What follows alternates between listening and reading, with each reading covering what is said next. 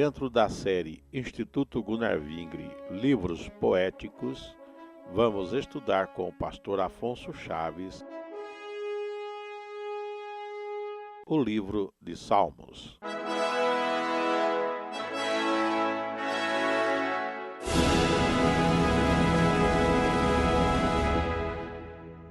Irmãos, nós vamos começar hoje o estudo de Salmos. Na verdade, por causa do tempo, nós vamos utilizar esse período que temos hoje para fazer somente a introdução.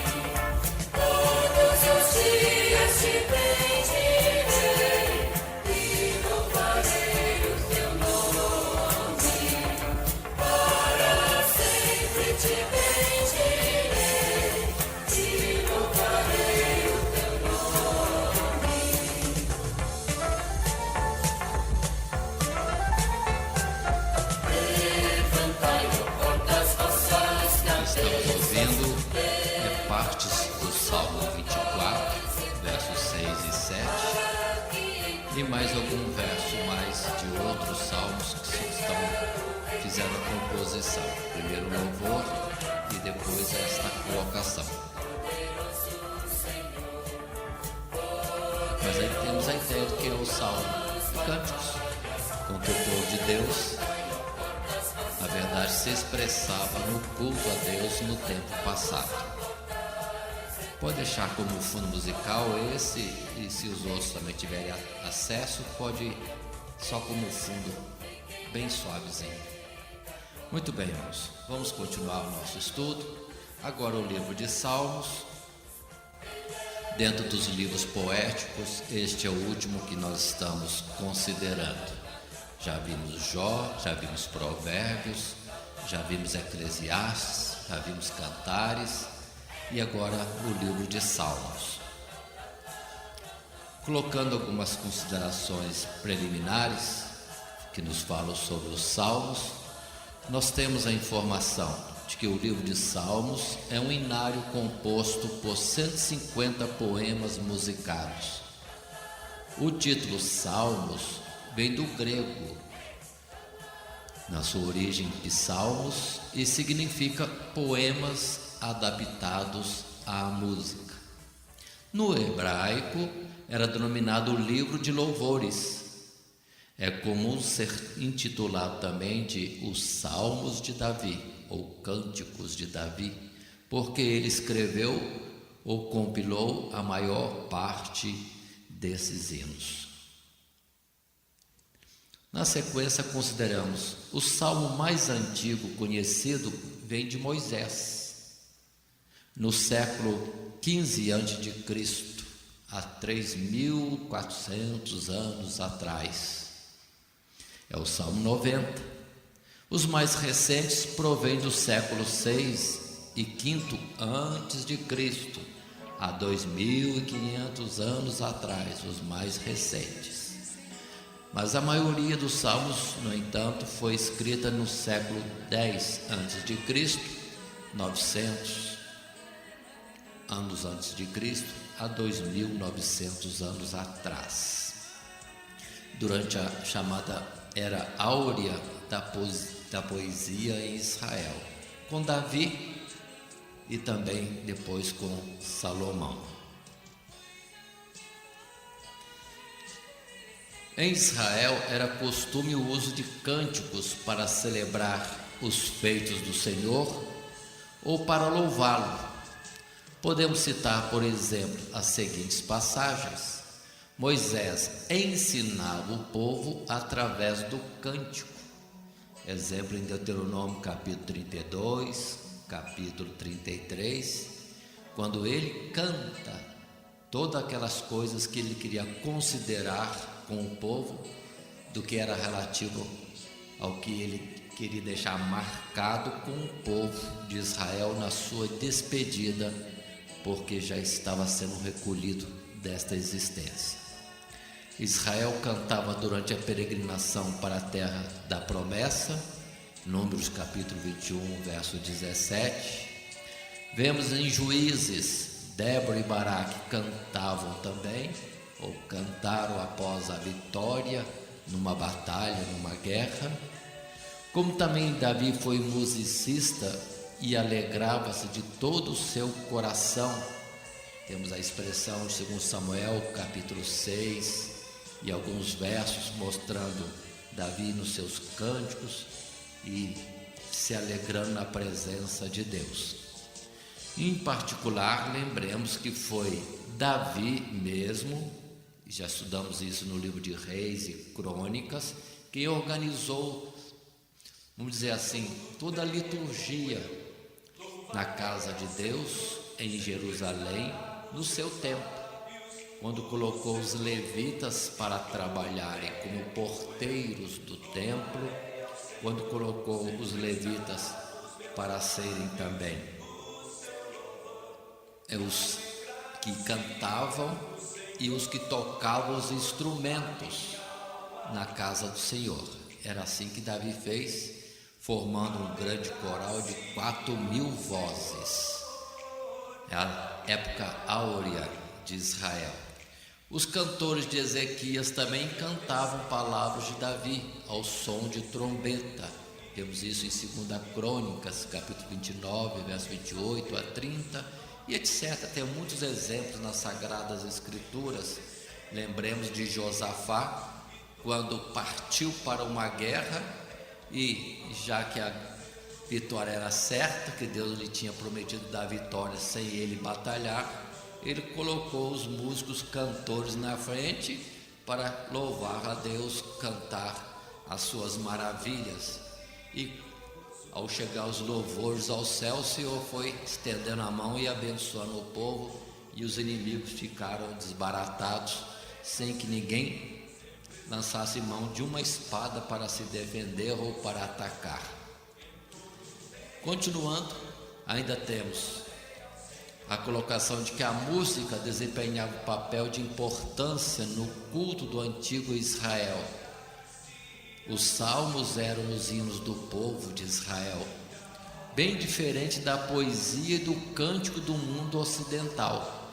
A poesia e o cântico israelita têm por base o paralelismo de pensamento, em que as linhas sucessivas da estrofe fazem uma reiteração, paralelismo sinônimo, ou seja, as linhas sucessivas vão trazer palavras sinônimas da linha inicial, ou apresentam um contraste. É o paralelismo antitético, fala diferente, dá uma afirmação num certo teor e coloca depois algo em contrário, como os justos herdarão os céus, os ímpios serão condenados. São coisas contrárias que vinham compondo os salmos. Esses pensamentos em sinônimo ou em contradição ou em contrário formavam a cadência da música hebraica. E também, ou de modo progressivo, paralelismo sintético, quando completa a colocação da primeira linha. Uma primeira linha faz algo e as outras vêm crescendo, desenvolvendo aquele mesmo assunto colocado. Fazendo outras observações, características dos salmos, os salmistas são unânimes em adorar a Deus, seja qual fosse a sua experiência, bênção ou castigo, o êxtase elevado ou o desalento mais profundo, sempre predomina a nota de adoração e louvor. Embora se manifeste em certas ocasiões um sentimento de assombro por causa da injustiça temporal, ou até mesmo, digamos, o progresso dos ímpios, há uma expressão dominante de esperança na realidade e na eficácia da justiça divina, ou no consolo de Deus.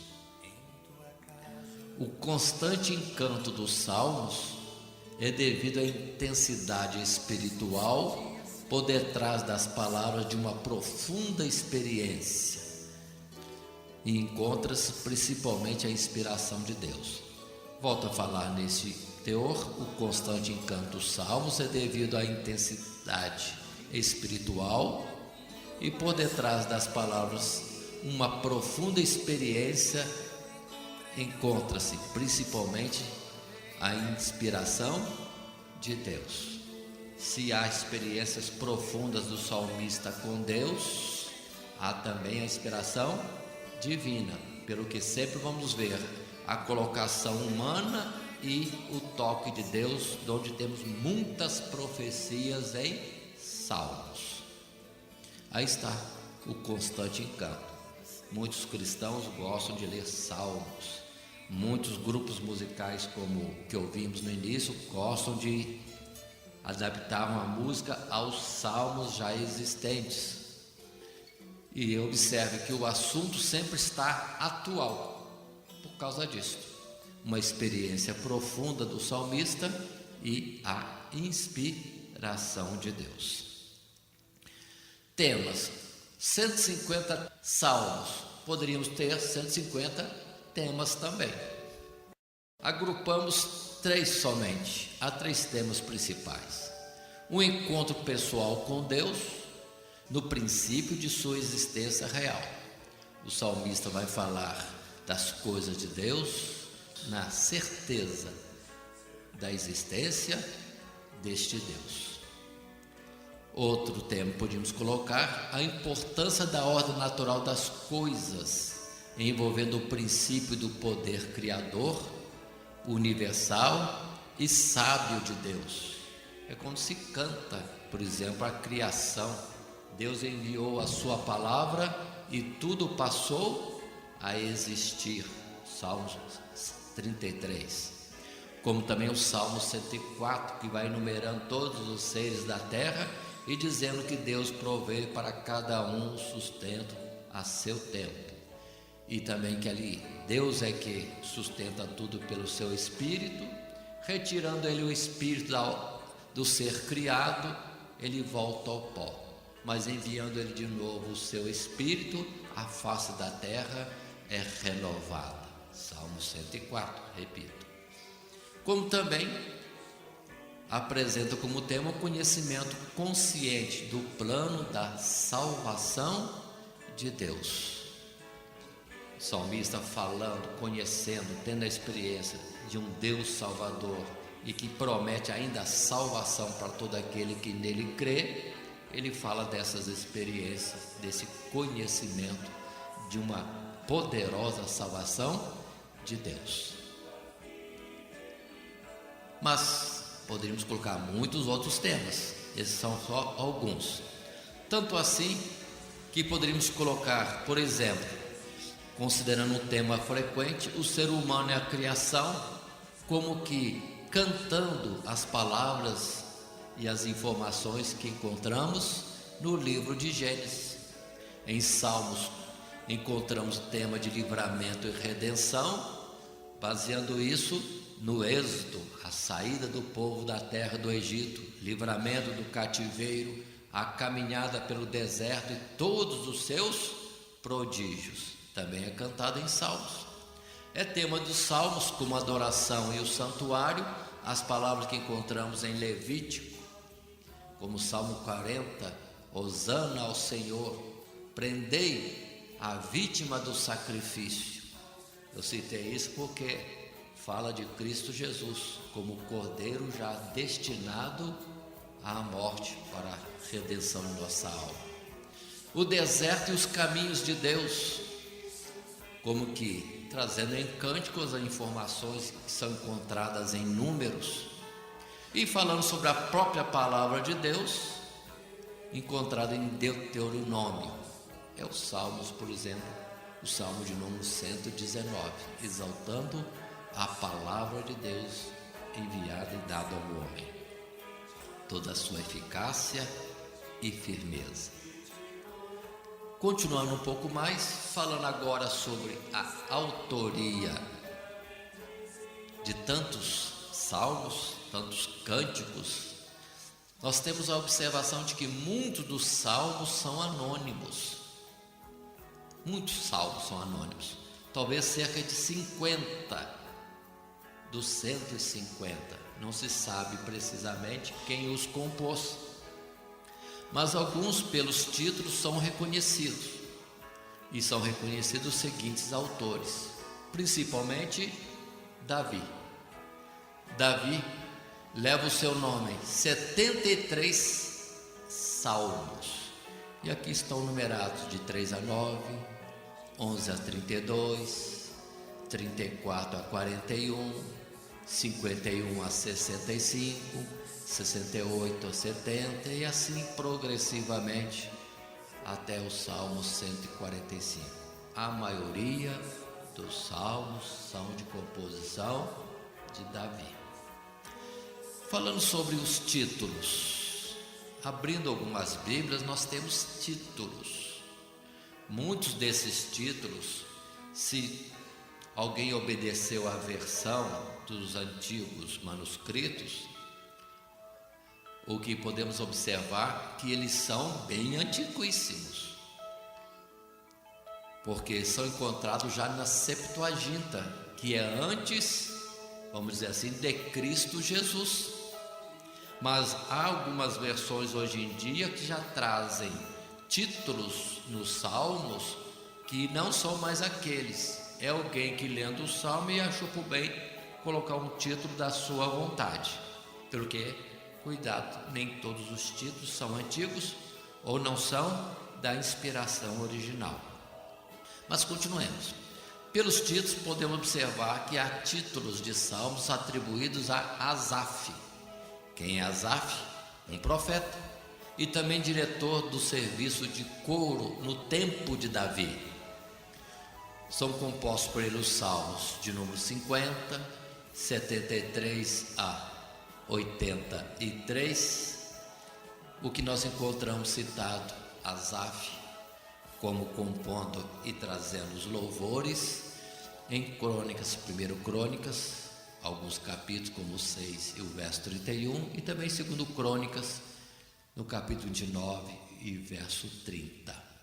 Asaf sempre é citado nos Salmos e nos livros de Reis e Crônicas. Compositor e também músico. Depois temos a autoria de Salomão. Salomão, como rei de Israel, que escreveu muitos provérbios e cânticos. Dele encontramos citados o Salmo 72 e o Salmo 127, tão conhecidos. Se Deus não edificar a casa, em vão trabalham os que a edificam. Muito bem, são alguns autores. Dando sequência, ainda observando os títulos dos salmos, temos o Salmo de Moisés, já citado anteriormente como de número 90. Temos o autor Etã, um cantor que escreveu o Salmo 89. Ele é citado em Crônicas, capítulo 15, verso 19. Outro autor de Salmo, Emã, um cantor e profeta, escreveu o Salmo 88. em 1 Crônicas, capítulo 6, verso 33, é encontrado o seu nome e outros versos mais dentro das Sagradas Escrituras. Também temos os filhos de Coré. Formavam a família de sacerdotes e poetas no tempo de Davi. Por eles são os Salmos 42, 44 a 49, 84, 85, 87 e 88. Aí está estas colocações que assim encontramos.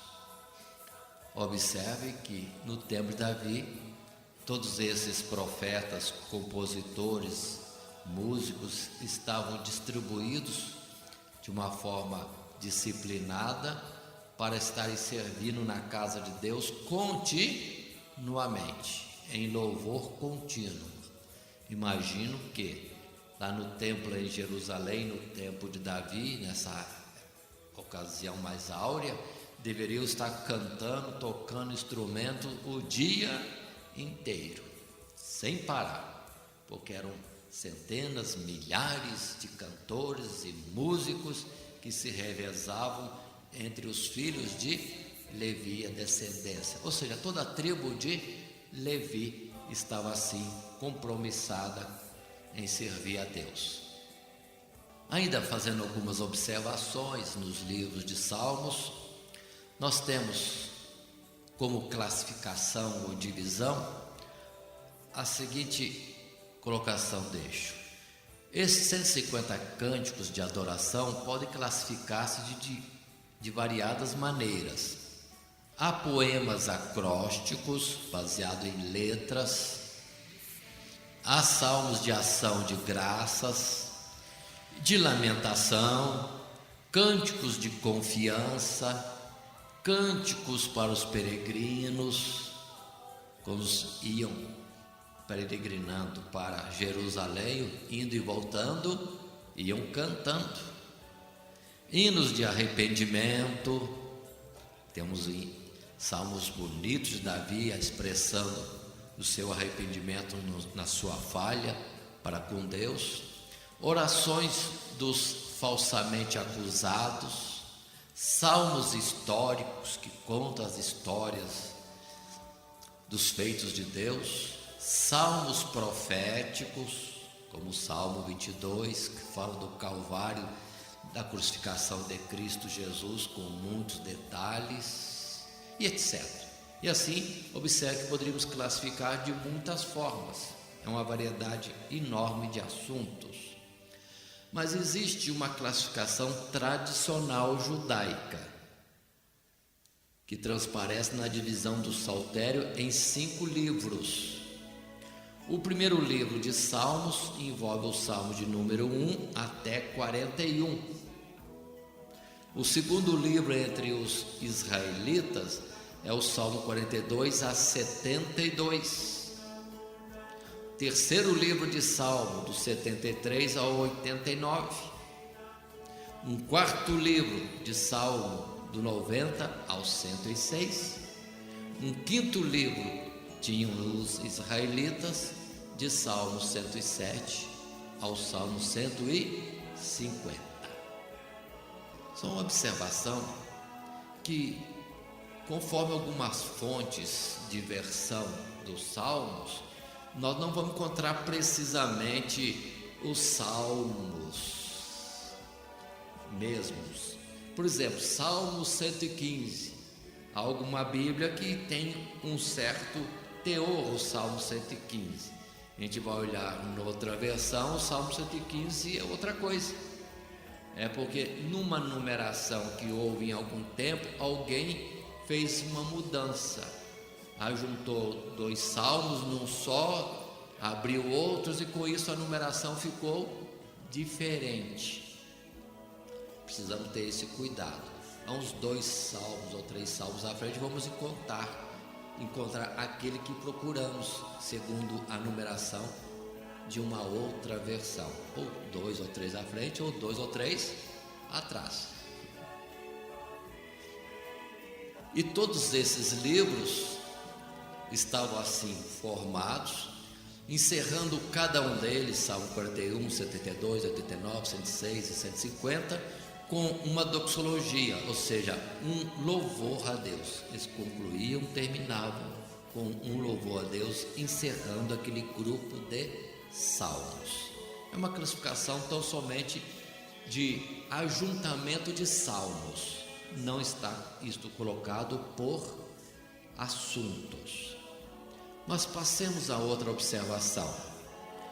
Uma outra classificação que pode ser feita, não é generalizada, é quando nós temos a classificação quanto à estrutura e aos assuntos.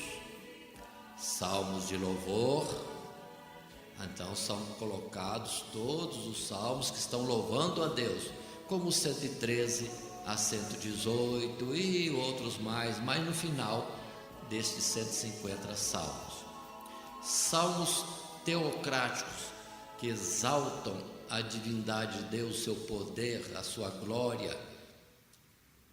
Isso já está no Salmo 93, 95 a 100, são salmos desse tipo. Como o Salmo 93, o Senhor reina, o Senhor está revestido de majestade, e vai falando do poderio e domínio de Deus sobre todas as coisas. Outros salmos poderão ser encontrados assim. Ainda, cânticos de degraus, é uma sucessão de cânticos, 120 a 134, que dizem ser utilizados muito pelos peregrinos quando iam a Jerusalém e quando voltavam de Jerusalém. Então são colocados como que um subir para Jerusalém e um descer no regresso da ida a Jerusalém. É só uma ideia, porque nós não vivemos esta época.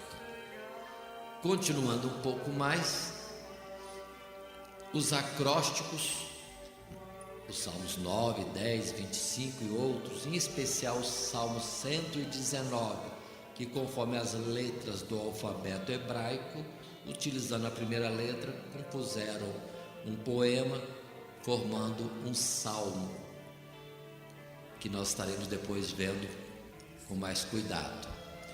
Salmos históricos, 78, 105, 106, contam as histórias do povo de Deus. Salmos de ação de graça, 18, 34 e outros, como é conhecido o Salmo 103. A minha alma bendiz ao Senhor, ou bendiz minha alma ao Senhor, não esqueça de nenhum de seus benefícios. Como também temos salmos messiânicos, classificando por assuntos, poderíamos relacionar todos os salmos que falam de Jesus como um Messias, ou assuntos referentes a Ele nisso, são os que contêm profecias referentes ao Senhor Jesus, ora de forma direta, ora de forma figurada, tendo principalmente a Davi como tipo. Já falamos do Salmo 22, podemos falar do Salmo 69, que são salmos que são profecias referentes ao Calvário. Como temos o Salmo também 16, que fala da ressurreição de Cristo Jesus, e tantos outros, como poderíamos citar muitos, que são verdadeiras profecias. Mas há salmos também que falam como que sendo de Davi, mas em espírito Davi está falando, mas o assunto não é com ele, é referente a Cristo Jesus. Tanto que Jesus utilizou um desses salmos quando questionou a multidão que também o apertava com perguntas, dizendo: de quem o Messias é filho? E todo mundo, a uma só voz, disseram: de Davi. E Jesus diz: como que o Messias é filho de Davi, se em Salmos Davi dizia: disse o Senhor a meu Senhor, assenta-te à minha direita até que ponha os teus inimigos por escabelo de teus pés. Então Davi falava do Senhor, dele que constituiu o Senhor, colocando à sua direita. Se Messias é filho de Davi, perguntou Jesus, como é que Davi lhe chama Senhor? Então ficou a questão levantada, e quem questionava Jesus para achar ocasião de acusá-lo, ficavam sem resposta. Mas continuando um pouco mais, fiz menção, ou faço questão de mencionar, o chamado salmo imprecatório. Salmo imprecatório é salmo de súplicas, mas é uma súplica muitas vezes de maldição também, que é muito encontrado na Bíblia. Salmos em que o salmista está suplicando a Deus a destruição dos seus inimigos, ou lançando maldições, diríamos também.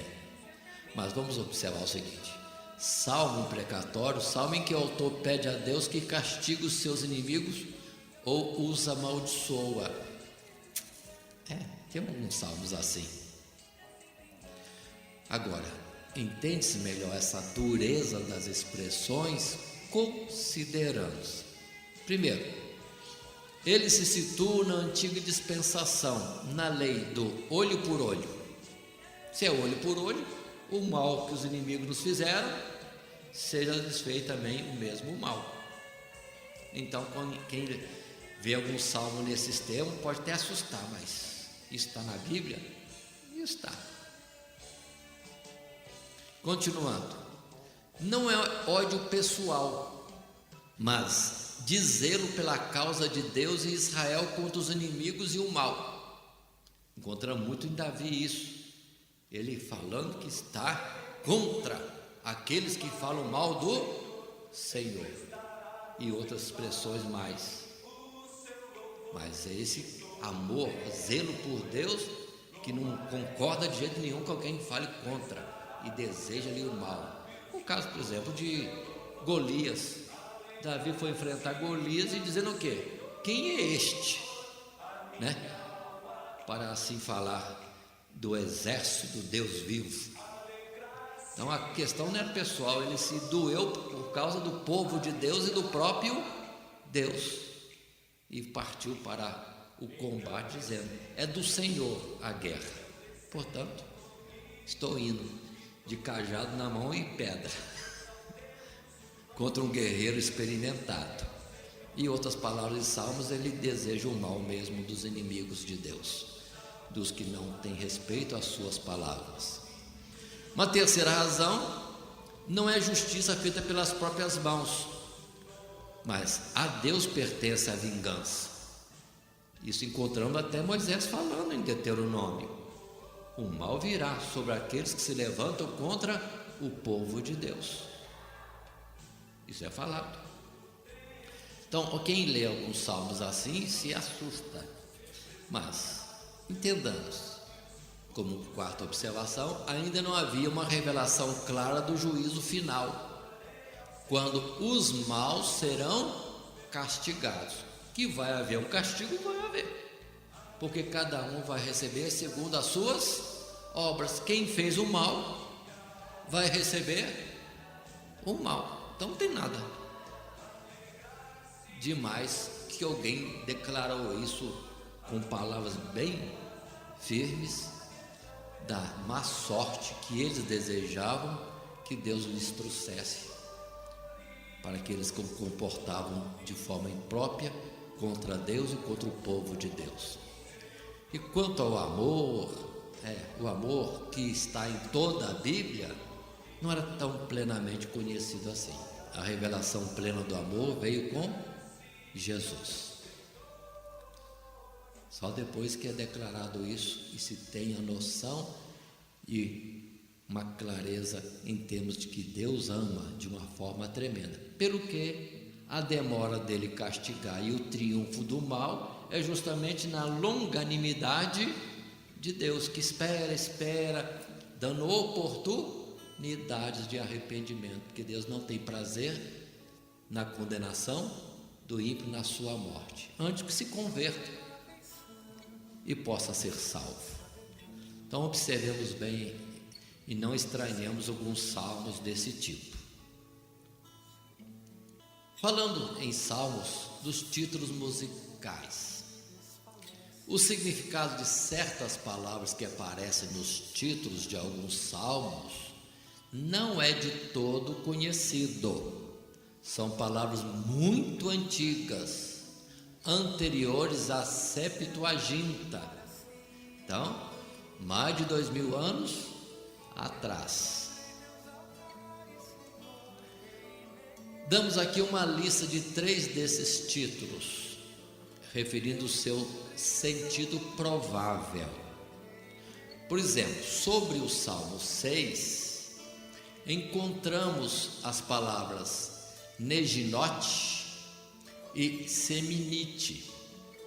Neginote é uma orientação, entende-se assim, para que o Salmo 6 seja cantado com instrumentos de cordas.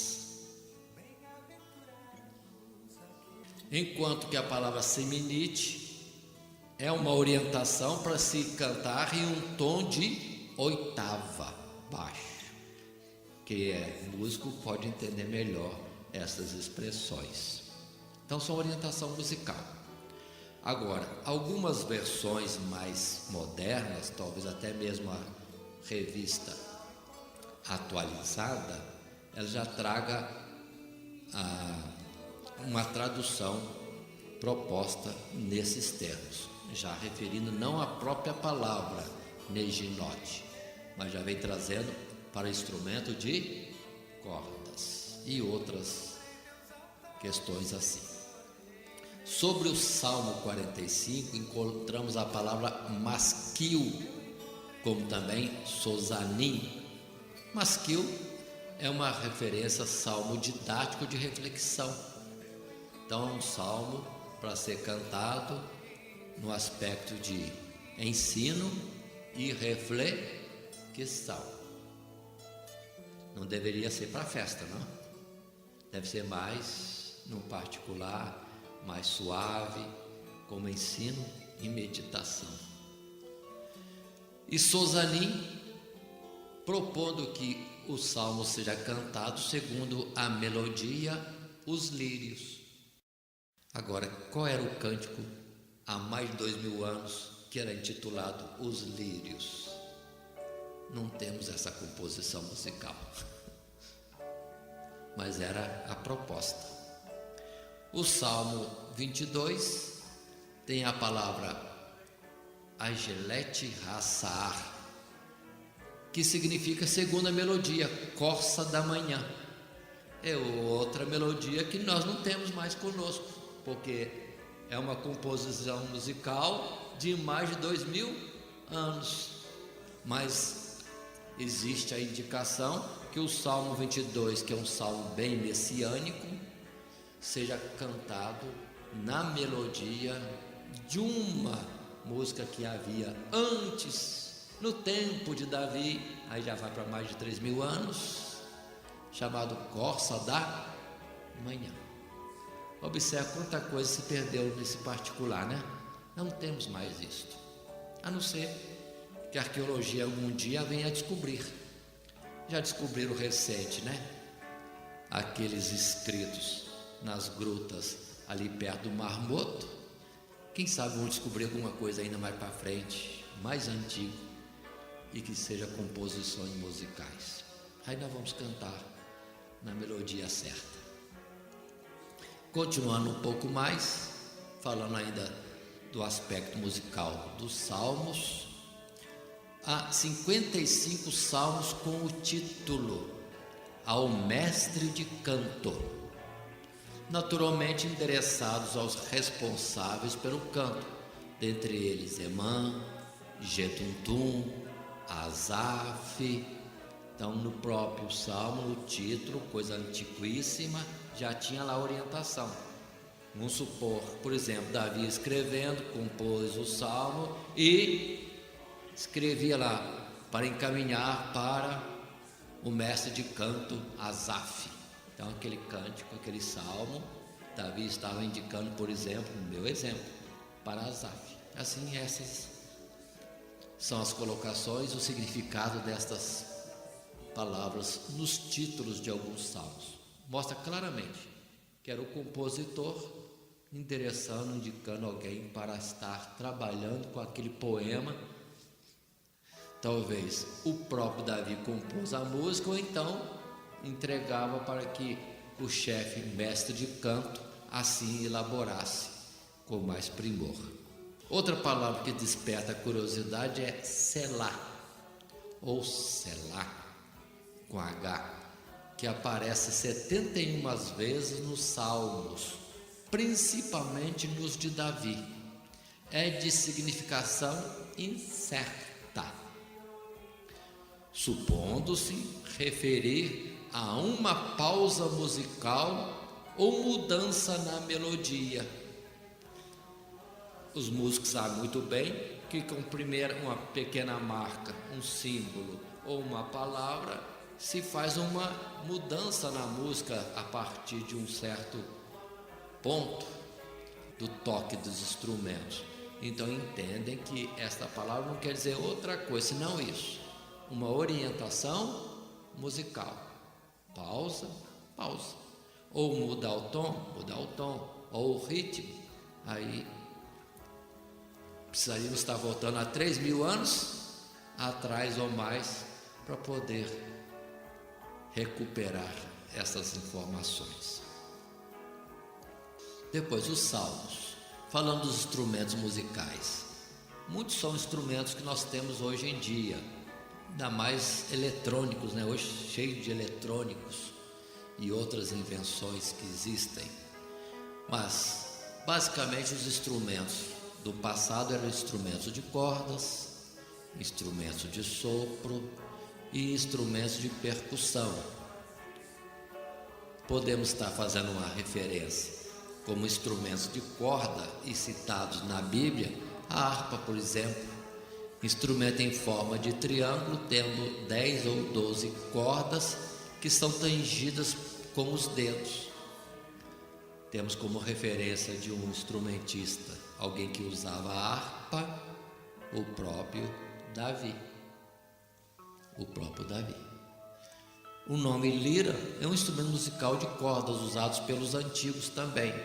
Tinha a forma de U. A harpa, um triângulo, lira, formato de U. E o saltério, a informação que temos, que o saltério nada mais é do que uma harpa mesmo, só que com 10 cordas. Apenas 10 cordas. Se alguém observar hoje, nós temos harpas com dezenas e dezenas de cordas, uma variação e uma diversidade de tons no mesmo instrumento. Instrumentos de sopro: flauta, gaita, órgão, trombeta. Flauta e gaita é conhecido muito entre nós. Órgão também, mas no passado era uma espécie também de flauta, que se colocava uma multiplicação de flautas que se formava tons diversos no mesmo instrumento. E trombeta, que pode ser de metal ou de chifre, também chamado de buzina, era tocado também, ou instrumento para o toque das músicas naqueles tempos antigos. Lembremos que em Números, por exemplo, nós temos Deus orientando a Moisés a construir trombetas de prata e acordes definidos para reunir o povo, para partir para a batalha e etc, etc, etc. Então, instrumentos que se usavam. E instrumentos de percussão, já vem falar sobre o aduf, palavra encontrada, espécie de tambor pequeno usado para marcar o compasso. Símbolo, instrumento composto por 2 pratos de bronze. São os pratos, hoje em dia chamam-se de pratos, ou se tem algum outro nome mais técnico, os músicos devem conhecer. Simplesmente pratos. O nome é símbolo. Cítara, pequena harpa em forma de triângulo com 4 ou mais cordas. É a única referência que temos.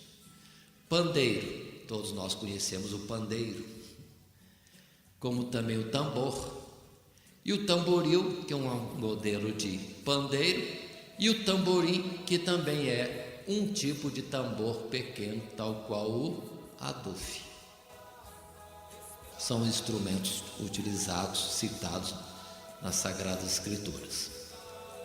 Mas ainda temos a observação, encerrando essa parte introdutória, primeiro procurando usar uma sequência desde o primeiro ao último, ou parte a partir de um certo salmo à frente, colocando a classificação mais por assuntos.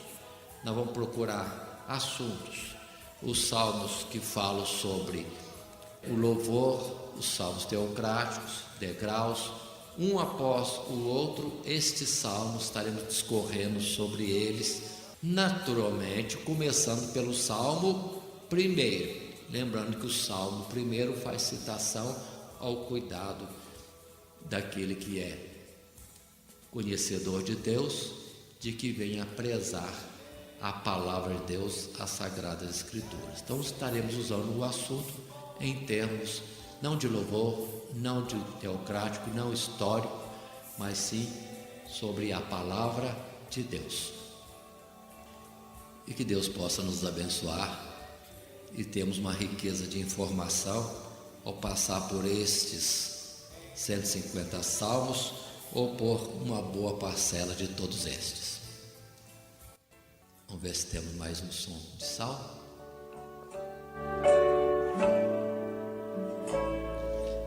Aqui já é não um instrumento antigo, mas já é um instrumento mais moderno.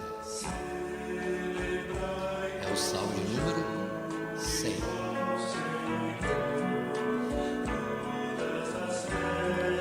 Infelizmente hoje nós temos muitos cânticos na igreja que a gente não escuta nada, a gente não entende nada do que se canta. Muitas vozes, às vezes não bem harmonizadas, muito barulho de instrumentos muito fortes. Não se consegue calibrar corretamente, mas se a gente pudesse cantar esse salmo sempre, né? Com instrumentos suaves, eles conduzem melhor a adoração a Deus e a meditação. Que Deus nos abençoe em Cristo Jesus. Amém.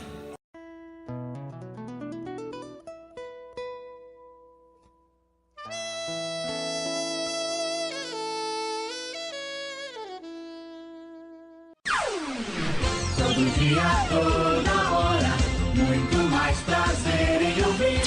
Radionet Grata Nova. Web Rádio, a qualidade que faz a diferença, cada vez mais necessária. Rede Grata Nova de Evangelização. Acesse nosso site www.horadadecisão.com.br. Hora da Decisão, tudo junto, sem acento.